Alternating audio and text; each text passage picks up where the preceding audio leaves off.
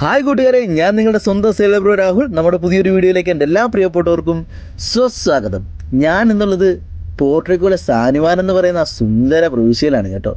അത് എനിക്ക് ഇനിയും ഏറെ ദൂരം ഇവിടെ സഞ്ചരിക്കുവാനും ഏറെ മനോഹര കാഴ്ചകൾ കണ്ടു തീർക്കുവാനുമുണ്ട്. ഇന്നിവിടെ ഒരു വ്യാഴാഴ്ച ദിവസമാണ്. നഗരങ്ങളിലൊക്കെ തന്നെ നല്ല തിരക്ക് അനുഭവപ്പെട്ടു തുടങ്ങിയിട്ടുണ്ട്. നീലാകാശവും പച്ചപ്പാർന്ന ഈ പ്രകൃതിയുമൊക്കെ കണ്ണിനും മനസ്സിനും ഏറെ ആനന്ദം നിറയ്ക്കുന്ന കാഴ്ച തന്നെയാണ്. എങ്ങും ലോകസഞ്ചാരികളുടെ തിരക്ക് അനുഭവപ്പെട്ടു തുടങ്ങിയിട്ടുണ്ട് താനും.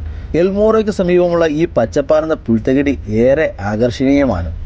ആ പുൽത്തകിടിയിലൂടെ ഞാൻ അങ്ങനെ ആനന്ദത്താൽ ഇങ്ങനെ നടന്നു നീങ്ങുകയാണ്. അങ്ങകലെ നീണ്ടു നിവർന്ന് കിടക്കുന്ന നീലക്കടലും അതിനെ പുൽകി നിൽക്കുന്ന നീലാകാശവും അതിന് ചാരത്തായുള്ള ഈ പുൽത്തകിടിയുമൊക്കെ ഏറെ സന്തോഷമുള്ള ഏറെ മനോഹരമായ കാഴ്ച തന്നെയാണ്.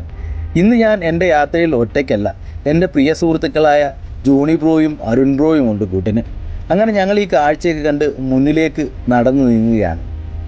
സാനുവാൻ നല്ല തിരക്കിലേക്ക് ഊളിയിട്ട് ഇറങ്ങി തുടങ്ങിയിട്ടുണ്ട്. ഈ ഇരിക്കുന്നൊരു ഭിക്ഷാടകനല്ല, മദ്യത്തിനായി യാചിക്കുന്നൊരു വയോധികനാണ്. ചെറിയ മഴ പെയ്തു തുടങ്ങിയിട്ടുണ്ട്. ആ മഴയത്ത് ഇങ്ങനെ നനഞ്ഞ് കുളിർന്ന് കടന്നു പോകുന്ന ചെറിയ ചെറിയ കുടുംബങ്ങളെ നമുക്ക് കാണാം. എൻ്റെ അടുത്ത ലക്ഷ്യസ്ഥാനം ഈ നടുചത്രം തന്നെയാണ്. മാടപ്രാവുകൾക്ക് തീറ്റി കൊടുക്കുന്ന ഭിക്ഷാടകരെയും വയോധികരെയും ഒക്കെ നമുക്ക് ഇവിടെ കാണുവാൻ സാധിക്കും. എത്ര മനോഹരമായ കാഴ്ചയാണ് ഇതൊക്കെ. എൻ്റെ അടുത്ത ലക്ഷ്യസ്ഥാനം ഇവിടുത്തെ മാർഷൽ എന്ന് പറയുന്ന ഷോപ്പിംഗ് മാളാണ്. കാരണം ഈ കുഞ്ഞു കുട്ടികൾ വരെ ആ മാടപ്രാവുമായി ഇങ്ങനെ തുല്ലസിച്ച് രസിക്കുന്നത് നമുക്ക് കാണുവാൻ സാധിക്കും. അങ്ങനെ ഈ കാഴ്ചകളൊക്കെ കണ്ട് ഞാൻ മാർഷൽ തേടി ഇങ്ങനെ ഈ നടുചിത്രത്തിലൂടെ നടക്കുകയാണ്. അങ്ങനെ നമ്മുടെ മാർഷലിനുള്ളിൽ എത്തിയിരിക്കുകയാണ്. കുറച്ച് സാധനങ്ങളൊക്കെ വാങ്ങുവാനുണ്ട്. അങ്ങനെ പർച്ചേസൊക്കെ കഴിഞ്ഞ് ബില്ലും പേ ചെയ്ത് വീണ്ടും ഞങ്ങൾ പുറത്തേക്ക് നടക്കുകയാണ്. അങ്ങനെ എൻ്റെ ഈ നടത്തം ഞാൻ തുടരുകയാണ്.